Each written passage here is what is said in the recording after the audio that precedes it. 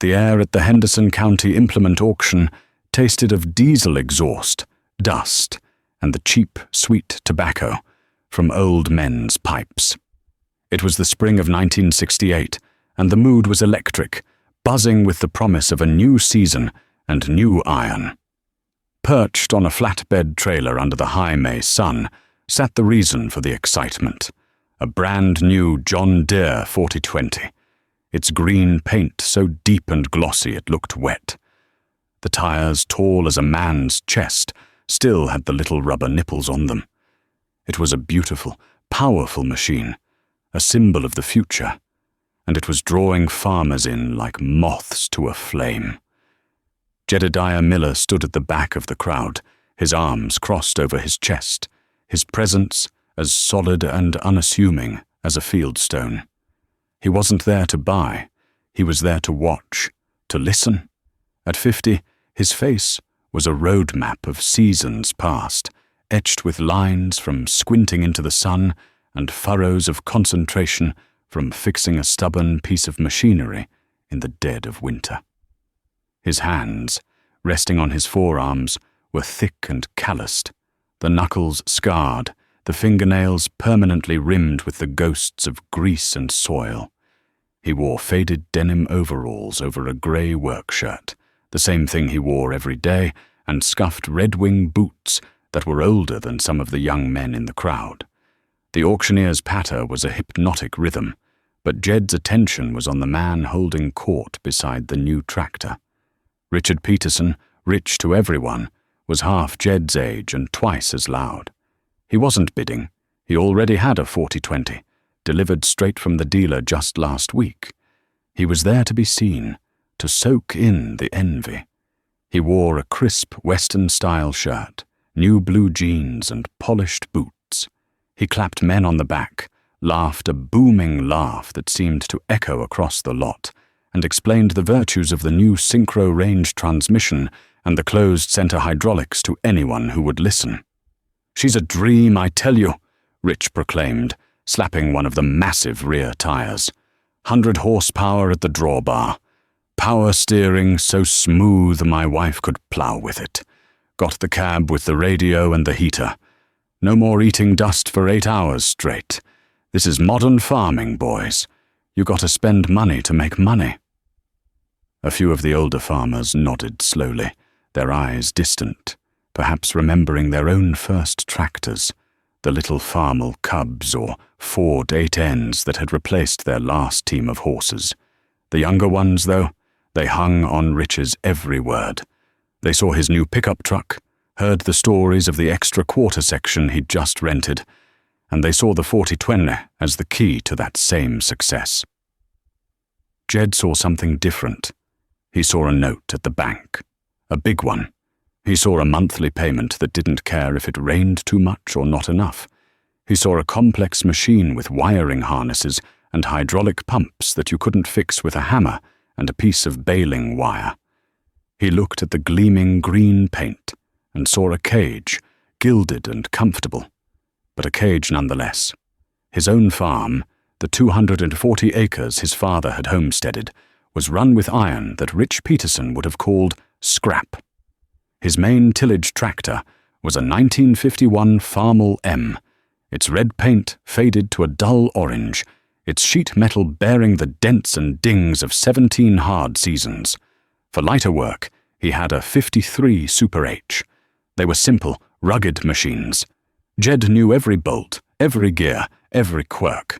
When the M's magneto acted up, he could pull it, clean the points, and have it firing again in under an hour. When the Super H's carburetor got gummed up, he could rebuild it on the tailgate of his pickup. He did all his own maintenance, from oil changes to engine overhauls.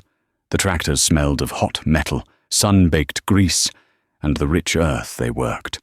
They were an extension of his own hands, and more importantly, they were his.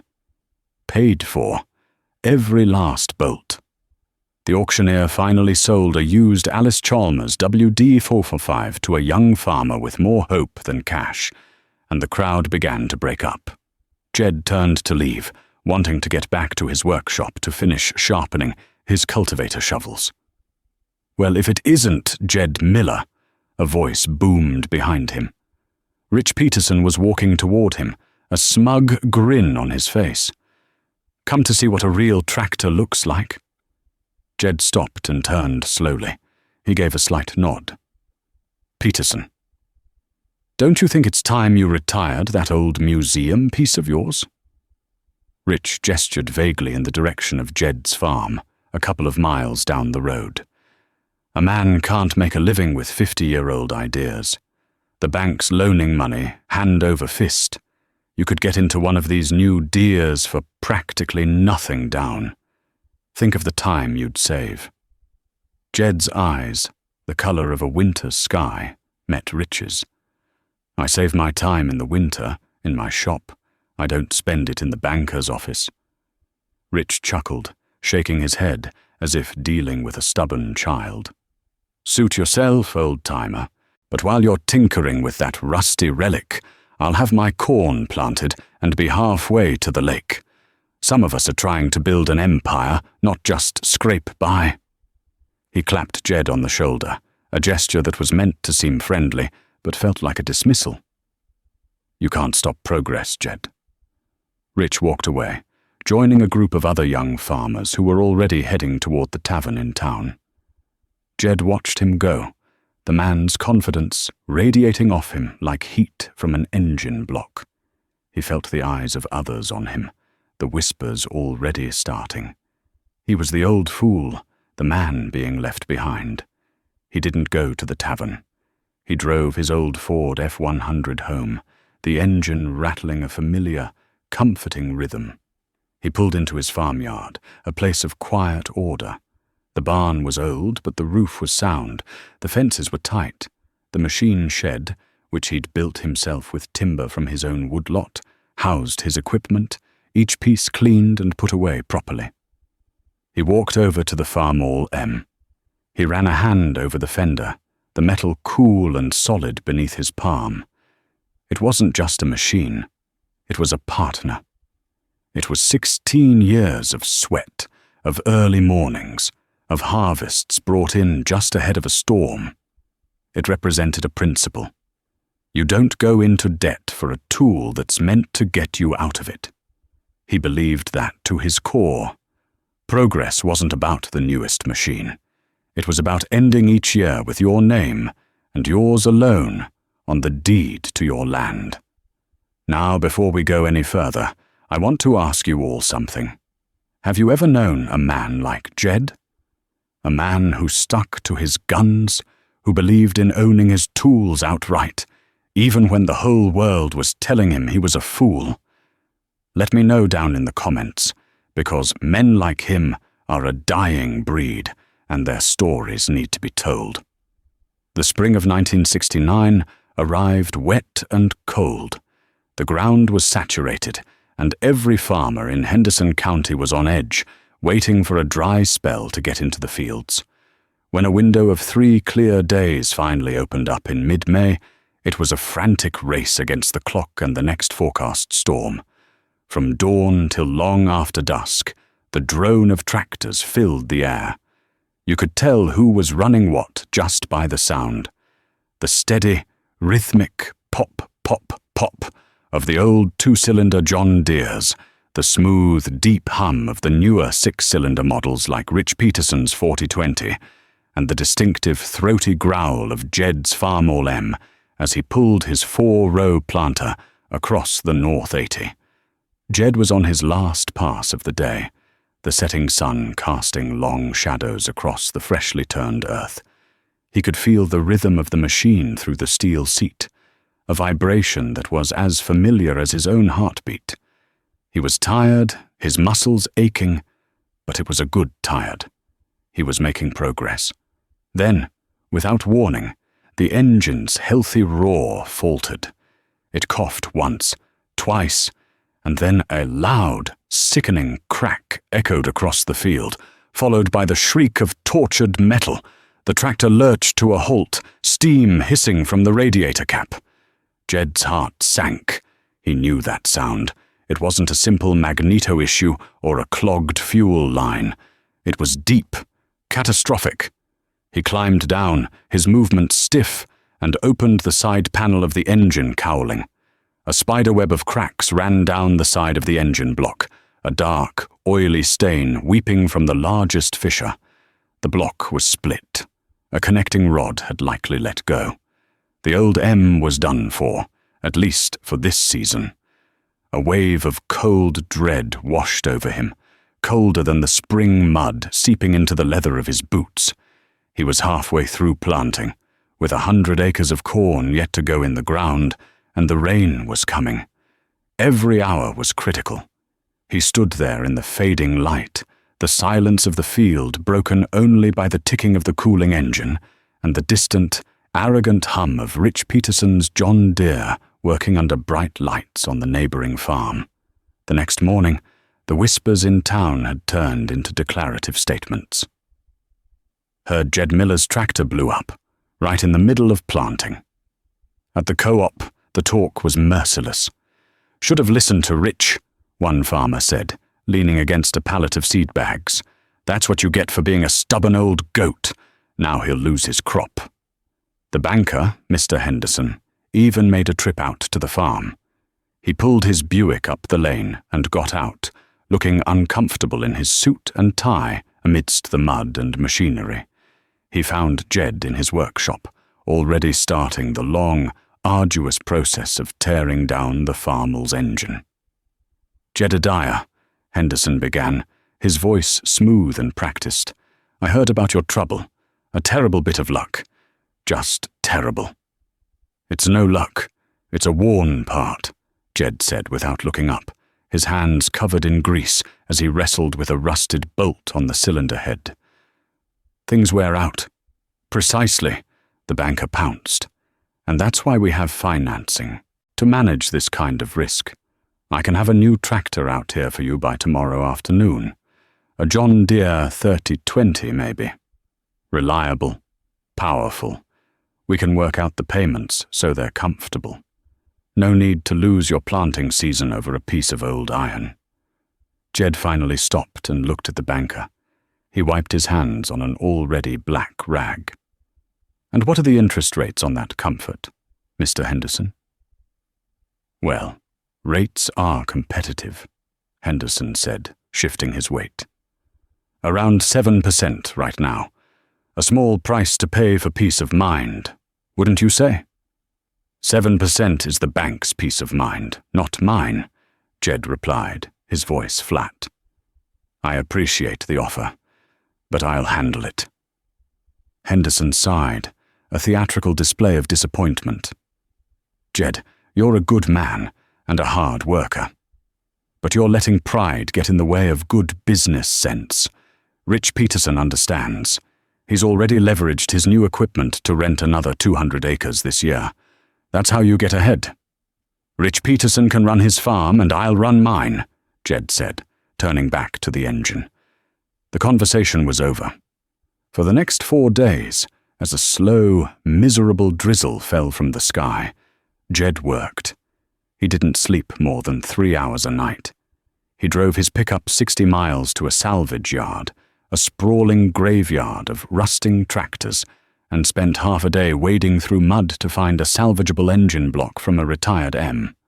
He paid the man $200 cash for it, hauled it home, and began the painstaking process of the transplant.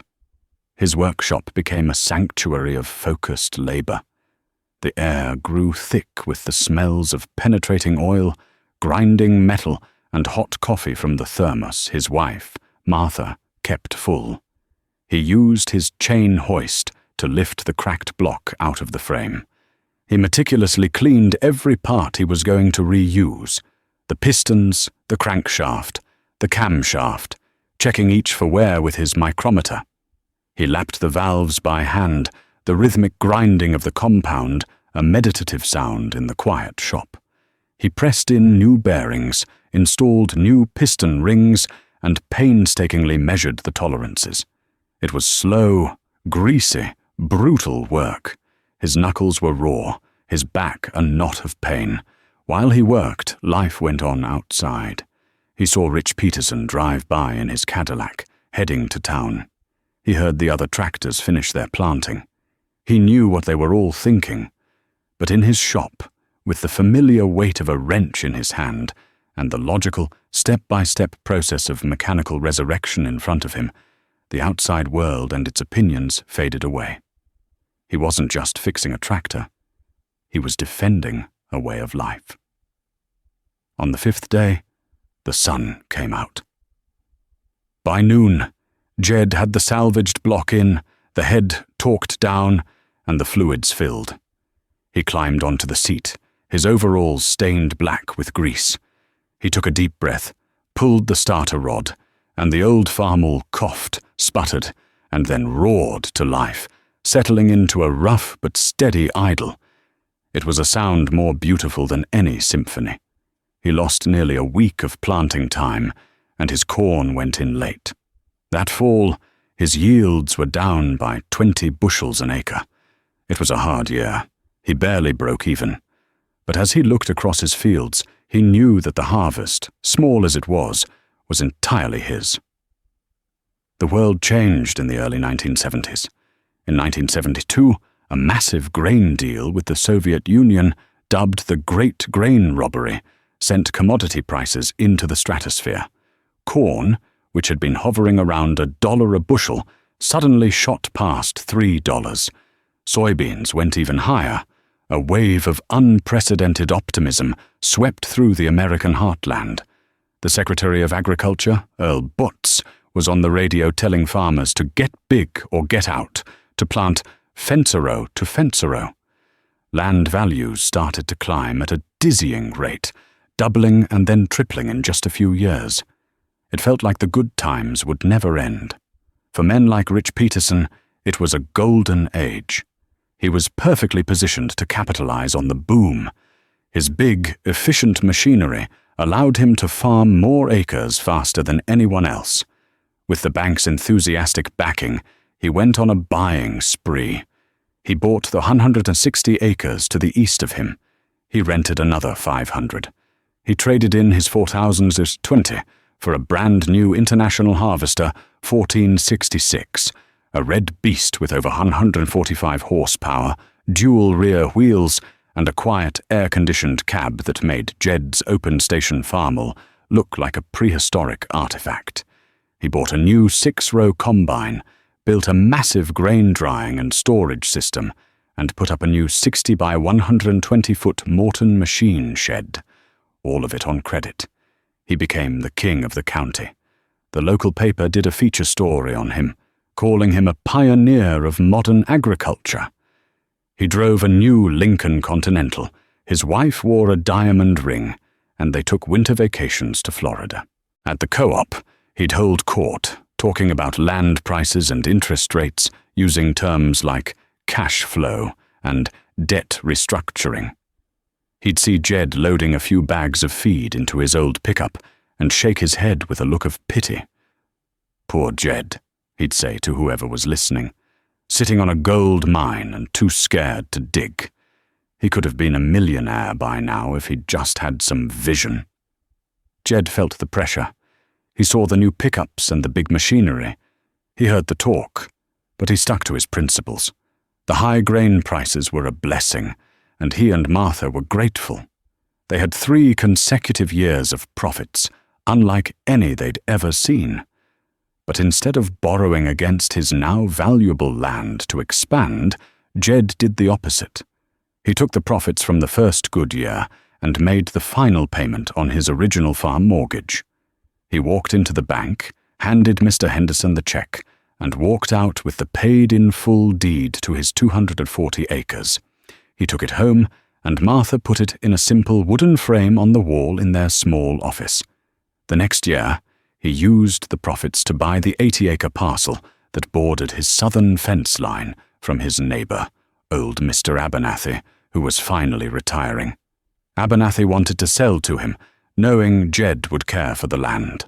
But he wouldn't sell on a contract. He wanted cash. Jed wrote him a check for the full amount, draining his savings but adding the acreage to his farm free and clear. With the profits from the 3rd year, he didn't buy new iron. He invested back into the land itself. He hired a contractor to lay thousands of feet of drainage tile in his low-lying fields, a significant, unglamorous expense that would pay dividends in wet years for decades to come.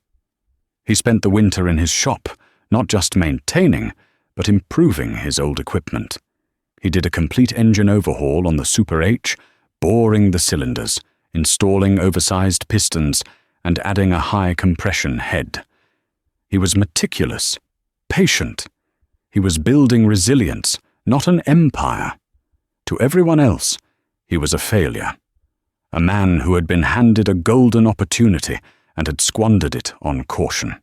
The community saw Rich Peterson's gleaming new machine shed as a sign of success. They saw Jed's neatly patched barn roof as a sign of stagnation. They didn't see the framed deed on Jed's wall. They didn't understand that while Rich was farming 1,000 acres, he didn't own with equipment the bank held the titles to. Jed was farming 320 acres that were his and his alone, with machines that answered to no one but him. It was the fall of 1975. Jed was in the barn, tuning the carburetor on his old grain truck, preparing for harvest. The radio on the shelf was playing softly, the familiar voice of Paul Harvey finishing his broadcast. The farm report came on next. Jed paused, wiping a smear of grease from his cheek with the back of his hand. The announcer's tone was sober. He talked about the OPEC oil embargo, about inflation hitting double digits. He mentioned that the Federal Reserve was talking about raising interest rates significantly to cool down the overheating economy. Jed shut off the radio. The silence of the barn settled around him. He looked at his hands, calloused and capable. He looked at the paid-for deed hanging on his office wall, visible through the doorway. Then, through the big open barn door, he saw a cloud of dust on the road. It was Rich Peterson's new International Combine, a monstrous machine, its grain head wider than Jed's truck was long. It moved down the road like a battleship, gleaming and powerful, a symbol of the boundless optimism of the last few years. But as Jed watched it, a cold knot formed in his stomach. He saw not a symbol of success, but a monument to debt, rolling through a world where the rules were about to change. And he knew, with a certainty that chilled him to the bone, that a storm was coming, one that had nothing to do with the weather. The change began not with a bang, but with a whisper on the wind, a shift in the air that only a man like Jedediah Miller, who lived by the seasons, could feel. It started in the late 1970s. The price of diesel fuel crept up, then leapt. A bag of seed corn that cost $12 one year was $20 the next. The friendly voice of the banker, Mr. Henderson, took on a harder edge when he talked about operating loans. The term prime rate started appearing in the farm report, a number that seemed to only ever go up. For Rich Peterson, these were mere annoyances, the cost of doing business on a grand scale. He was still the king, farming over 1,000 acres, his operation a gleaming testament to modern efficiency. But the efficiency was starting to show its own kind of friction. One afternoon, in the spring of '79, as he was pulling his 24-foot field cultivator with the big International 1466, a warning light on the dash blinked red. The hydraulic pressure was gone. The massive implement sagged to the ground, and the power steering went dead. He sat there in the climate-controlled silence of the cab, surrounded by a complex web of wires, hoses, and solenoids he didn't understand. He had to call the dealer in the next county. It took them a day to get a mechanic out. The young man in the clean coveralls spent 2 hours with a set of pressure gauges before shaking his head. The main hydraulic pump was shot. It was a specialized high-volume pump, integral to the transmission. It would have to be ordered from the regional depot in Moline. The part alone was over $900. With labor, it would be closer to $1,500, and it would take a week to get. A week. In the middle of planting season, a week was an eternity. Rich stood in his field, helpless, watching the mechanic drive away. He looked across the fence row and saw Jed, a small figure on his old farm All-M, steadily pulling a 6-row cultivator, the throaty growl of the engine carrying on the breeze. Jed had spent the winter overhauling that cultivator, replacing every worn shovel and bearing, repainting it himself. If a bearing went out, Jed would have it replaced in an hour with a spare he kept in his shop. Rich was spending $1,500 and losing a week of perfect planting weather because of a sealed unit he couldn't touch. For the first time, a crack appeared in his confident facade, a flicker of doubt that was as unnerving as the red warning light on his dash. The whispers on the wind grew into a roar in 1980. The Soviet invasion of Afghanistan led to a U.S. grain embargo. The single biggest customer for American corn was gone overnight. The bottom fell out of the market. Corn prices didn't just drop, they plummeted, falling by nearly half. At the same time, to combat runaway inflation, the Federal Reserve cranked interest rates to levels unseen in living memory. The prime rate, the number that had been a curiosity on the farm report, soared to 15, then 18, then over 20%. Every loan Rich Peterson had, the land, the big red tractor, the combine, the massive grain bins, his yearly operating note, was tied to that number. The payments he had budgeted for doubled, then tripled. The math had turned against him with a brutal, sudden violence. The income from his crops was cut in half while the cost of his debt exploded. The cash flow, a term he once used with such casual pride, had reversed, becoming a torrent of money flowing out of the farm, a hemorrhage he couldn't stop. He became a ghost in his own empire. The booming laugh was gone, replaced by a tight, grim line for a mouth. He spent his days on the phone with the bank, his evenings hunched over a kitchen table, buried in statements and overdue notices. The new Lincoln sat in the garage. He drove his old pickup to save fuel. He laid off his only hired man. The pressure was immense, a physical weight that stooped his shoulders and etched deep lines around his eyes. He was trapped in the gilded cage Jed had seen years ago, and now the bars were closing in. Jed watched it all with a heavy heart. He saw the strain on Rich's face at the co-op. He saw the fields that didn't get sprayed for weeds at the proper time. He heard the rumors, but he kept to his own rhythm. The low grain prices hurt him, too. There was no profit to be made. Not this year. But his goals were different. His goal wasn't profit. It was survival. His land was paid for. His tractors were paid for. His only major expenses were fuel, seed, and fertilizer, which he paid for in cash from his savings. He didn't have a single loan. One afternoon, the hydraulic lift on his Super H started acting up, slow to raise the cultivator. He drove it back to the shop, drained the fluid, and pulled the inspection plate. A small O-ring on the pump piston, brittle with age, had failed. He drove his pickup into town, to the old hardware store that still had bins of miscellaneous parts. He found a replacement O-ring that matched. The cost was 35 cents. He was back in the field an hour later. The difference between his problem and Rich's was the difference between a 35-cent repair and a $1,500 bill, between an hour of his own time and a week of waiting for a dealer. It was the difference between solvency and ruin. The full collapse came in the winter of 1982. The Henderson County Courthouse steps, once a place for political speeches and summer band concerts, became the site of a weekly tragedy.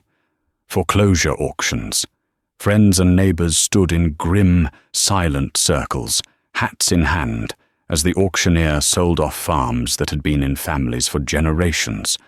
The air was thick with a mixture of grief, fear, and shame. Mr. Henderson, the banker, no longer drove his Buick out to the farms. He sent registered letters that felt like death sentences. Land that had been valued at $3,000 an acre just a few years before was now selling for $800, if it sold at all. The collateral that had backed the mountain of debt had vanished, leaving the debt behind, naked and enormous. The notice for the Richard Peterson farm auction appeared in the paper in early March. It was the one everyone had been waiting for, the fall of the king. The listing was brutally comprehensive. 140 acres of land to be sold in separate parcels, a complete line of late-model high-horsepower machinery, the International 1466, the massive combine with both corn and grain heads, planters, discs, plows, the grain drying system, 2 late-model grain trucks, a 1981 Lincoln Continental, household goods, everything. On the day of the auction, a cold wind blew across the farmyard, whipping dust and bits of old corn shucks into the air. The crowd was huge but quiet. It didn't feel like an auction. It felt like a funeral. The machinery, once Rich's pride, was lined up in neat, sterile rows, each piece tagged with a number. It looked powerful and forlorn. Rich was there, standing near the back of his new machine shed, his face pale and hollow. He looked like a stranger on his own farm. His wife was nowhere to be seen. Jed was there too. He hadn't come to bid on the machinery. He stood at the edge of the crowd, his hands in his pockets, a silent witness. The auctioneer started with the small items, then moved to the tractors. The 1496, which Rich had paid nearly $30,000 for, sold for $9.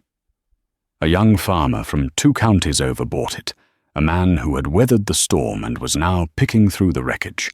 The combine went for a pittance. Piece by piece, the empire was dismantled and hauled away. The sound of the auctioneer's chant was the sound of a life being liquidated. Jed didn't stay for the household goods. He had seen enough. He walked back to his truck, the familiar comfort of its worn seat, a small solace.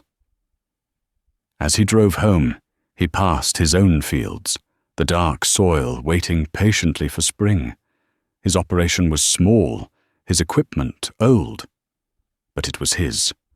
In a world that had worshipped size and speed, it was the small, slow, and steady man who was still standing. He wasn't celebrating. There was no joy in watching your neighbor's world burn down, even if he had once mocked you. There was only a profound and terrible sadness, and a quiet, steely gratitude for the simple principles that had been his shield. He was still a farmer. In Henderson County, in 1982, that was the only victory that mattered.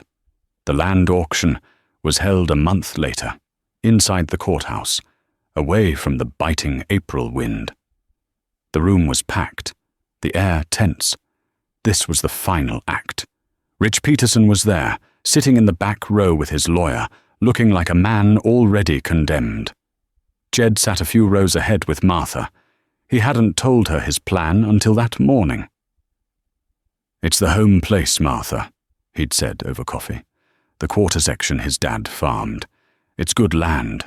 It shouldn't go to some stranger or an insurance company from Des Moines." She had simply nodded, her hand resting on his. She understood. This wasn't about profit or expansion. It was about stewardship. The auctioneer, a man from the bank's liquidation department, began. He started with the parcels Rich had bought during the boom years. They sold for agonizingly low prices, barely enough to make a dent in the mountain of debt. Finally, he announced the last parcel. Lot 7, the home quarter, 160 acres more or less, with house, barn, and outbuildings. The bidding started low. A lawyer representing an anonymous investment group made the first bid. A large-scale operator from the south end of the county countered. The price crept up slowly, painfully. $700 an acre. $750. The room was silent except for the auctioneer's call and the terse bids. Jed let them go, waiting, his heart pounding a slow, steady rhythm against his ribs. At $800 an acre, the bidding stalled. The auctioneer called for more. 800 once, 800 twice. Jed raised his hand. 810, he said, his voice clear and calm in the quiet room. A ripple went through the crowd. Heads turned. The investment lawyer looked irritated. He conferred with his client on the phone, then bid 820. The other farmer shook his head and dropped out. It was down to Jed and the faceless corporation. 830, Jed said immediately. 840, the lawyer shot back. Jed didn't hesitate. 850. He wasn't looking at the lawyer or the auctioneer. He was looking at the plat map displayed on an easel at the front of the room, at the square of land that had supported a family for 2 generations. He knew every swale and rise in those fields. He knew where the soil was rich and where it was clay. It was a piece of Henderson County. It deserved a caretaker, not an owner. The lawyer spoke into his phone again, his voice a frustrated whisper. He shook his head and lowered the receiver. The auctioneer looked at Jed. "Sold," he said, his gavel cracking like a rifle shot, to Jedediah Miller for $136,000. Jed wrote the check from a savings account that held the patient, accumulated profits of nearly 15 years. He didn't feel triumphant. He felt the immense weight of responsibility. After the paperwork was signed, he found Rich Peterson standing alone on the courthouse steps, staring blankly at the street. Rich didn't seem to notice him approach. "Peterson," Jed said quietly. Rich turned, his eyes unfocused for a moment before they registered who was standing there. A flicker of the old arrogance, or perhaps just shame, crossed his face. "Come to gloat, Miller. Come to see the empire fall." "No," Jed said, his voice even. "I came to talk about your father's farm." Rich flinched. "It's your farm now. Do what you want with it." "I bought it so it wouldn't be carved up by some corporation," Jed said. "It's a good farm. It needs a good farmer." He paused, letting the words settle. "The house is empty. You and your family can stay there through the winter. Get yourselves sorted out. No charge." Rich stared at him, speechless. The anger and shame in his eyes slowly gave way to a raw, bewildered confusion. "And come spring," Jed continued, "if you're looking for work, I can't pay much, but I could use a hand.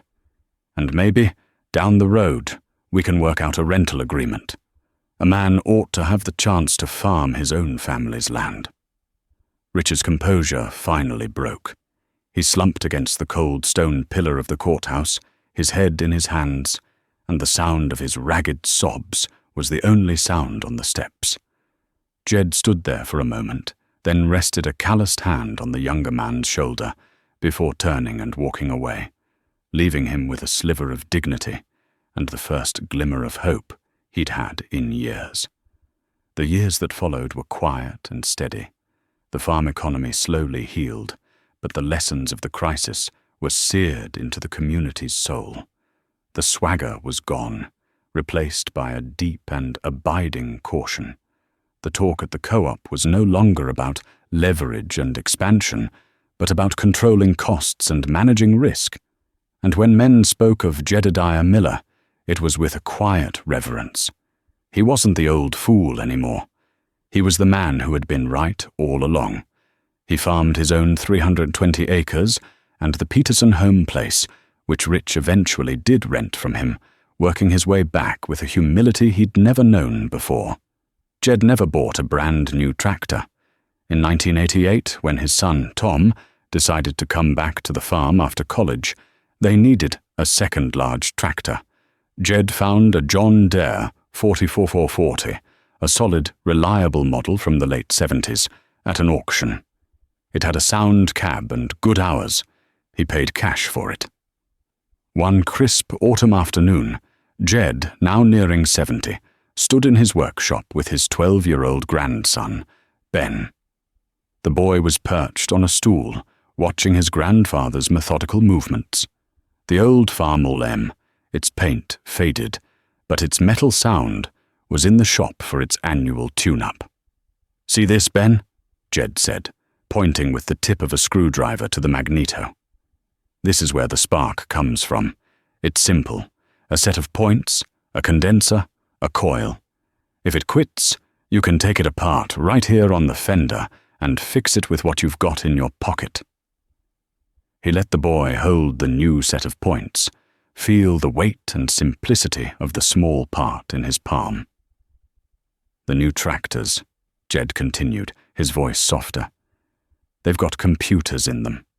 Wires and sensors for everything. They're powerful, they're comfortable. But if they stop, you're helpless. You've got to call a man with another computer to come and tell you what's wrong. You lose control."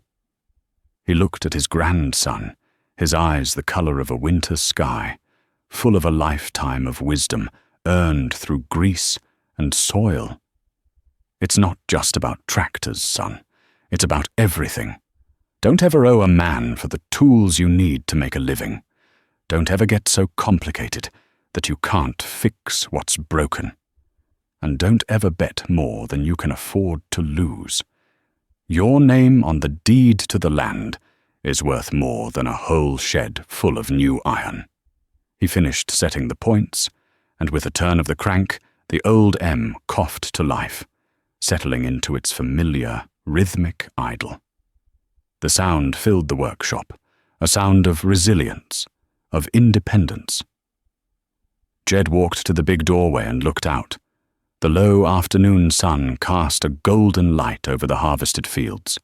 He could see his original 240 acres, the Abernathy 80 next to it, and beyond that, the Peterson place, all of it his, all of it debt-free.